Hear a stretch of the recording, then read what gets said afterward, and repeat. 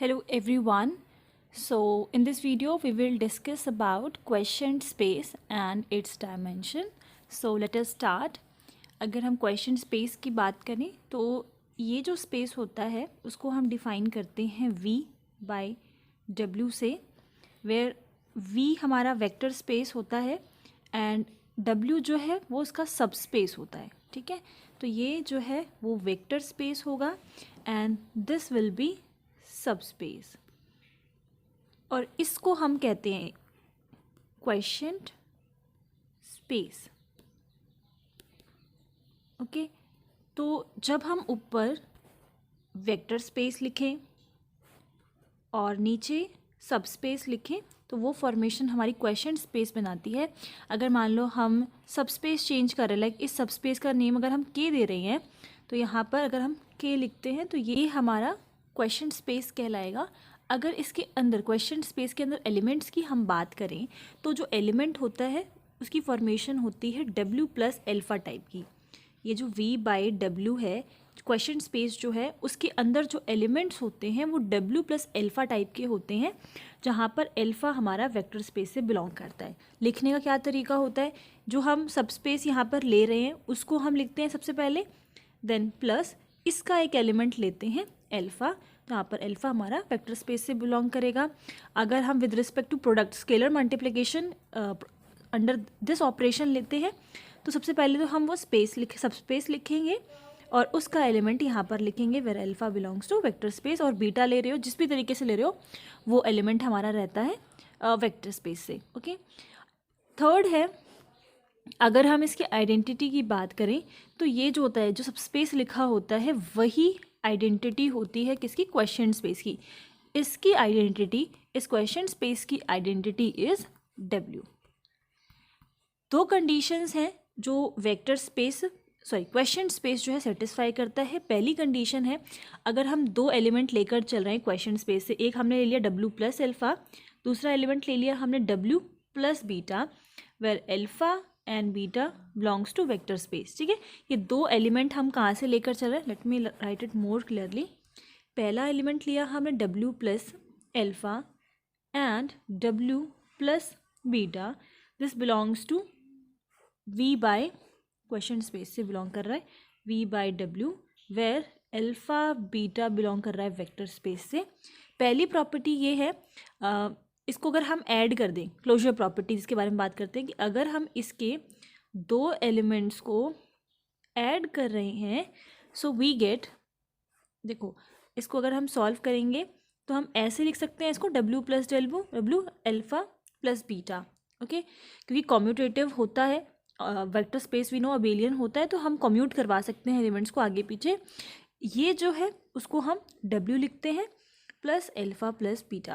अब आपको ये लग रहा होगा W प्लस W तो 2W हो जाएगा, पर ऐसा नहीं है, क्योंकि हमें पता है कि क्लोजर जो प्रॉपर्टी होती है, अगर इफ़ इट इज़ W और यहाँ से हम एक एलिमेंट ले रहे हैं, लेट अस से U एंड V, तो इन दोनों का सम भी इसी के अंदर बिलोंग करेगा, इन दोनों का प्रोडक्ट भी इसी के अंदर बिलोंग करेगा, जो क्लोजर प्रॉपर्टी कहती है. तो W प्लस W जो एलिमेंट बनेगा वो भी W के अंदर ही बिलोंग करेगा, वो भी उसी का एक एलिमेंट देगा, इसलिए हम W लिखते हैं. Alpha plus beta will be same. और अगर अब आप इसकी फॉर्मेशन देखो तो इसकी फॉर्मेशन भी उसी तरीके से है, W प्लस एल्फ़ा टाइप की फॉर्मेशन है जो हमारी क्वेश्चन स्पेस में बिलोंग करेगी. ठीक है, तो अगर हम सम कर रहे हैं क्वेश्चन स्पेस के दो एलिमेंट्स का तो वो हमें इस तरीके से मिलेगा. अगर इसके प्रोडक्ट की बात करें, हम A ले लेते हैं W plus alpha, where A belongs to field. हम कोई फील्ड से एक एलिमेंट ले रहे हैं और उसका प्रोडक्ट करवा रहे हैं क्वेश्चन स्पेस के एलिमेंट के साथ. ये हमारा फील्ड से बिलोंग कर रहा है, ये हमारा क्वेश्चन स्पेस से बिलोंग कर रहा है V बाय W से. तो इसको किस तरीके से लिखेंगे, अब ये तो हमें लग रहा है this will B AW plus A alpha, but अगर हम देखें AW हमारा ये जो एलिमेंट है वो हमारा W से ही बिलोंग करेगा. अगेन क्लोजर प्रॉपर्टी, हम प्रोडक्ट करवा रहे हैं तो वो जो एलिमेंट हमें देगा वो भी सब स्पेस से ही बिलोंग करेगा. So instead of this we write W plus A alpha. तो आप इसको इस तरीके से भी याद कर सकते हो कि ये जो है इसका प्रोडक्ट से सिर्फ एल्फ़ा के साथ होगा, और अगर इसकी बात करें तो ये जो होगा एल्फ़ा और बीटा के साथ इसका सम होगा। अब फॉर्मेशन आप देखोगे W प्लस अल्फा टाइप की ही फॉर्मेशन आपको दोबारा से मिल रही है। तो ये दोनों प्रॉपर्टीज़ जो हैं वो क्वेश्चन स्पेस सेटिस्फाई करता है। इससे रिलेटेड एक थ्योरम है वो डिस्कस करते हैं।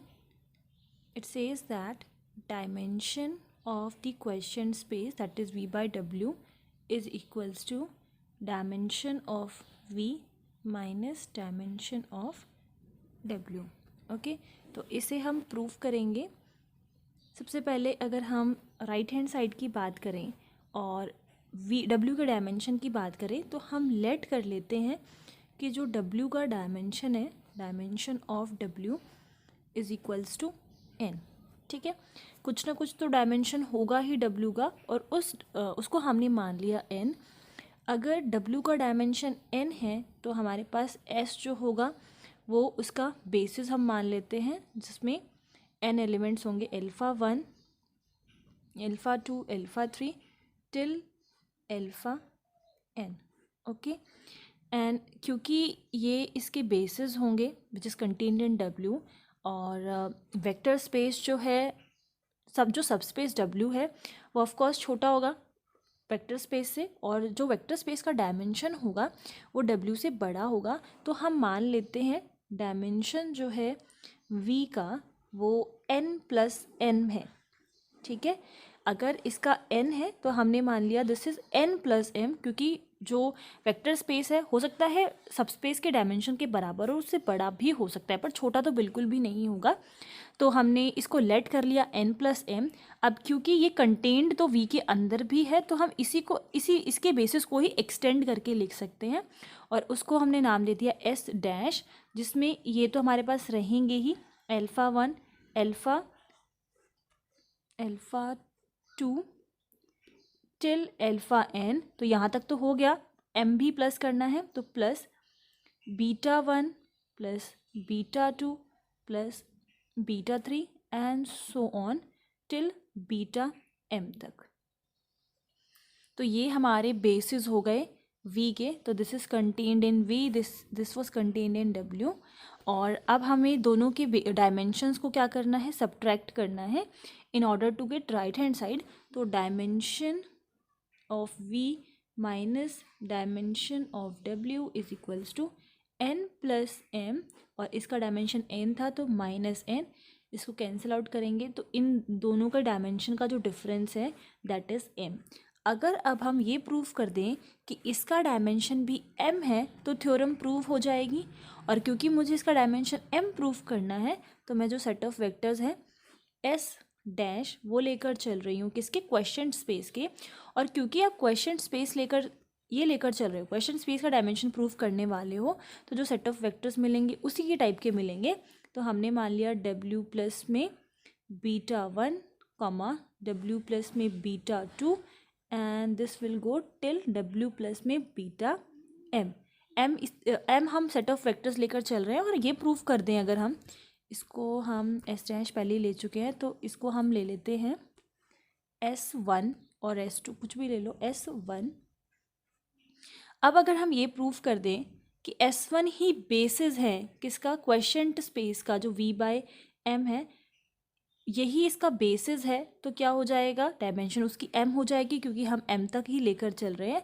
पर इसको बेसिस दिखाने के लिए तो जो दो चीज़ें हमें दिखानी होगी, सबसे पहले कि Li है, दूसरा ये कि ये सेट जो स्पैन करता है क्वेश्चन स्पेस को, या फिर उसको हम लीनियर कॉम्बिनेशन में लिख सकते हैं। ठीक है, सो सबसे पहले हम दिखा देते हैं इसको LC की फॉर्म में, लीनियर कॉम्बिनेशन की फॉर्म में। और लीनियर कॉम्बिनेशन की अगर बात की जाए तो हम क्या लेते हैं, जितने वेक्टर्स होते हैं उतने ही स्केलर्स लेते हैं। तो अल्फ़ा 1 W1 प्लस में अल्फ़ा 2 W2, इसी तरीके से till alpha n WN is equals to 0 के इक्वल रखते हैं। ठीक है, तो अगर यहाँ पर ध्यान से देखें तो ये क्या होता है, ये हमारा होता है 0 vector.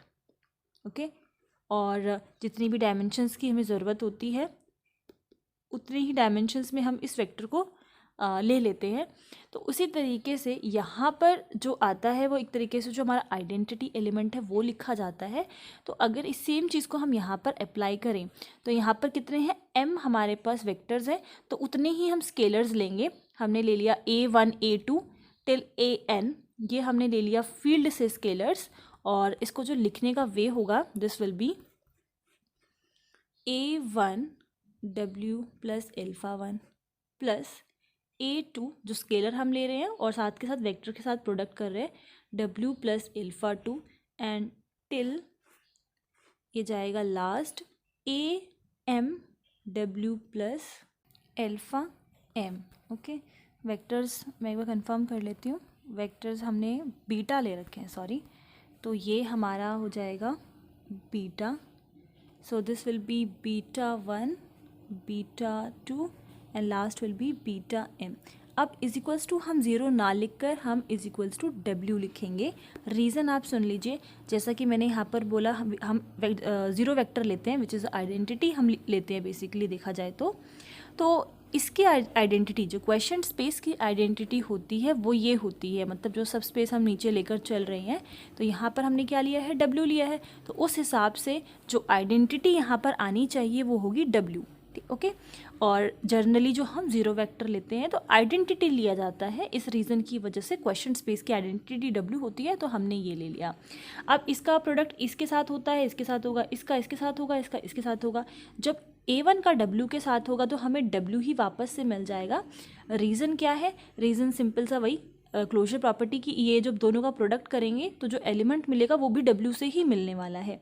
This will be A beta 1 plus again A2 W2 will give us W, क्योंकि W का ही एलिमेंट मिलेगा, plus A2 beta 2 and so on W plus में AM प्लस, ओके प्रोडक्ट करना है, beta M, okay, is equals to W। अगर हम सारे W को एक साथ कर दें, क्योंकि कॉम्यूटेटिव तो फॉलो करता ही है, तो ये सारे W's एक साथ लिख लिया हमने, प्लस में A beta 1 plus A beta 2 and till AM beta M is equals to W। अगर इसकी बात करें तो ये W प्लस W जितने भी होंगे अगेन जब ऐड करेंगे तो क्लोजर प्रॉपर्टी के अंडर ये सारे जो उनका जो सम होगा वो भी हमारा किससे बिलोंग करेगा, W से ही बिलोंग करेगा।